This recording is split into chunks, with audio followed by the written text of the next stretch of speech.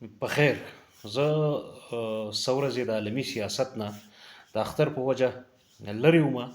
3-4 ورځې خو اوس تازه خبر دا دی چې ایران په اسرائیلو باندې باقاعده برید یا حمله کړې ده.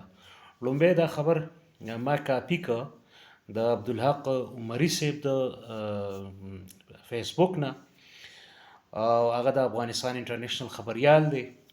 بیا مې ویریفای که د رایټرز خبري ایجنسۍ نه، نو هغو ومنله چې او اسرائیلیان دا وایي، د اسرائیلو دعوه دا ده چې ایران ډزنز اف یعنی په درزنو ډرون چې کوم دي، نو دا اسرائیل اړخ ته مختلف ښارونو اړخ ته د حملې لپاره فلای کړي دي، الوزولي دي.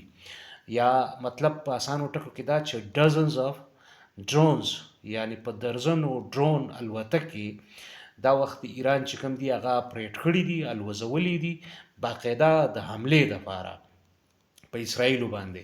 نو بیا دا خبر سم دی چې په اسرائیلو باندې ایران باقاعده د حملې ان افیشل شروعات کړي دي، او اسرائیلو دا منلی دي، اسرائیل حکومت ملیټری افیسرز، چې مونږه د دې حملې د روکتام لپاره یا د دې د مقابلې لپاره بیخي تیار یو، سکولونه بند دي، ګیدرینګز چې کوم دي نو هغه بند دي. او دا ټینشن چې دی نو هسې خو دا حماس چې کله 7 اکتوبر باندې کوم کاروایانې کړې وي اسرائیلو کې دننه، بیا هغوی په غزه باندې راغلي. خو اوس ریسنټلی څه ورځې مخکې په سیریا کې چې کله د ایران سفارتخانه یا کونسلیټ هغه ټارګټ کړ، په هغې کې های لیول سفیران بلکې یو ملیټري افیشل چې د قاسم سلیماني نه وروسته ډېر پرومیننټ کس و، هغه هم ووژل شو.